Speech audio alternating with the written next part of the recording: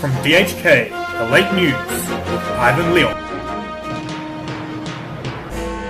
Hong Kong journalist accused of incitement in China. Big rise in drug use by teenage girls in Hong Kong. USA expert says the mission to Mars are not viable. And Mark Curry wins the Muck preface from McDonald's.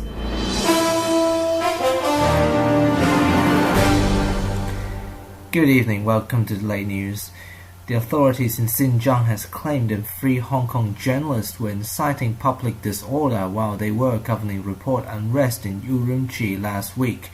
They also said 2 of them have not been authorized to report in the city. The journalist employers TVB and Now TV has rejected the allegations. The director of Xinjiang Autonomous Regional Informational Office, Hao Min-hin, says the authorities have spotted 3 inciting crowds of protests last Friday by making hand gestures. Numbers of young female drug abusers in Hong Kong has jumped by 15% on the first half of the year, according to the new government figures. There has also been a 25% surge in numbers of drug users aged between 12 and 15. Authorities suspect there is a surge in drugs use among the girls may stem misconception that it can help them to lose weight, while the latest figure shows only slight 3.3 rise over the numbers of drug abusers under 21 years old. The figure of the drug use among girls surged by 15.4% to 751 recorded cases in the first 6 months of the year.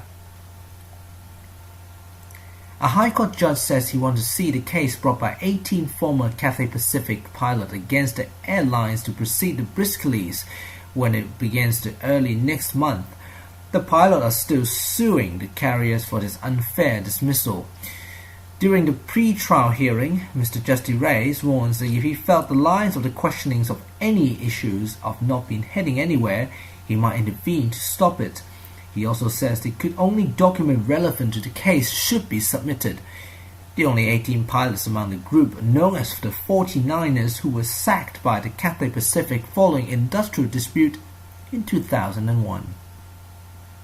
Some international news now. The First Solar Inc. says on Tuesday it plans to build the world's largest solar power plant in China, in the first major foray for a USA company into an Asian nation's fast-growing alternative energy sector. Under the Memorandum of Understanding of the Chinese government, First Solar will build 2 gigawatts of power plant, enough to power 3 million Chinese households in Odro City in Mongolia, considering building a new manufacturing plant in China. Then the First Solar will begin a 30-megawatt demonstration during June 2010 in Ordos. The second one-third phase of 100 megawatts and the 870-megawatt projects will be complete in 2014.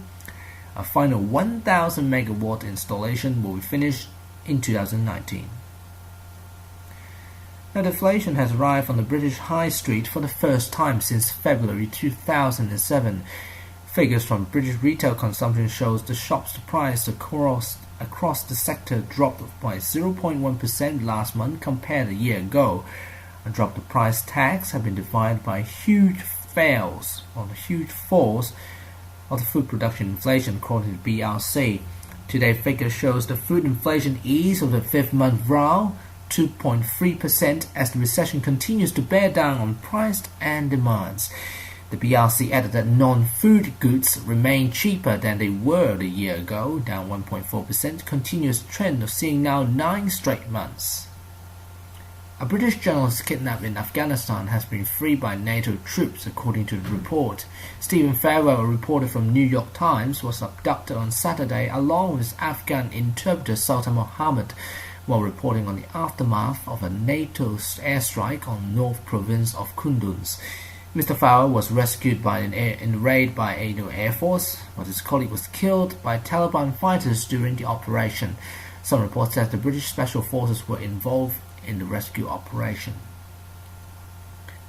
Now some other news about the astronomy. Exciting panel of experts appointed by the White House has warned that current plans to send astronauts back to the moon in preparing for a manned mission for Mars are just unviable.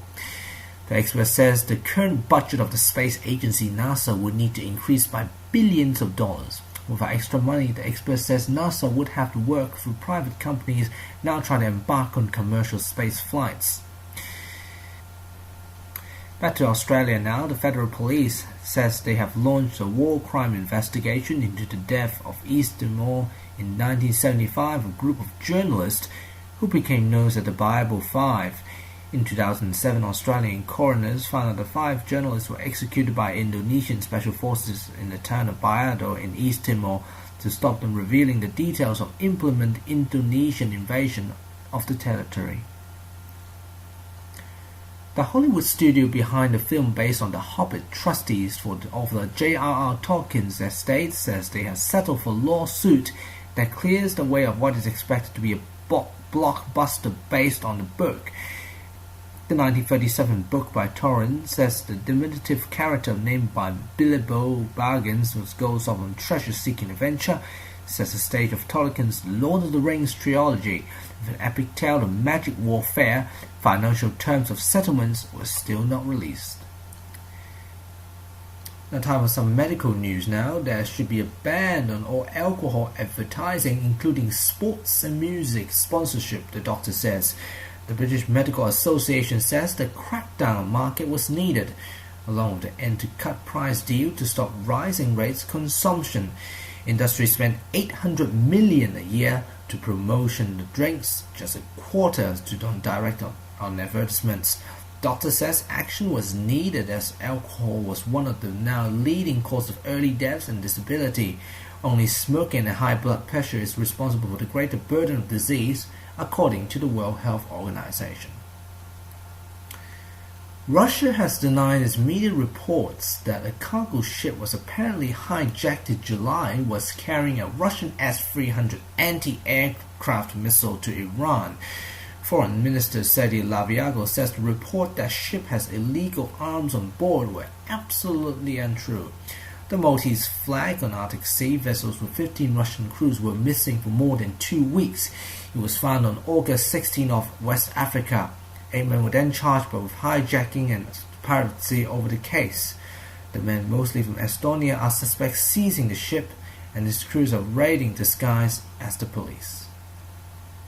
Recapping our main stories now, authorities in Xinjiang has claimed that 3 Hong Kong journalists were inciting public disorder while they were covering the unrest in Urumqi last week.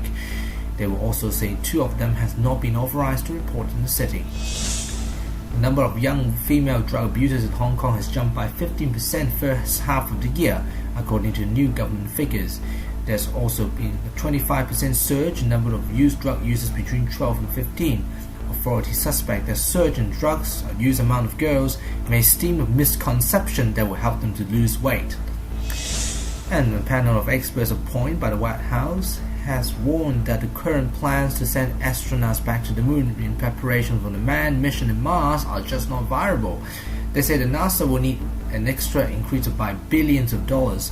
Without extra money, experts says NASA will have to work with the private companies. And finally tonight, the fast food giant McDonald's has lost its 8 years legal battle to stop Indian restaurant in Kuala Lumpur calling itself McCurry. The Malaysian federal court ruled unanimously that the McDonald's could not appeal against its earlier court verdict, which decided no longer right to monopoly use on the Muck preface. Well, that's all from the Late News team. We'll have news bulletins throughout the night as Amy Blom joins us again soon from 12 a.m. to 6 a.m. give you the latest headlines. But now from me, good night.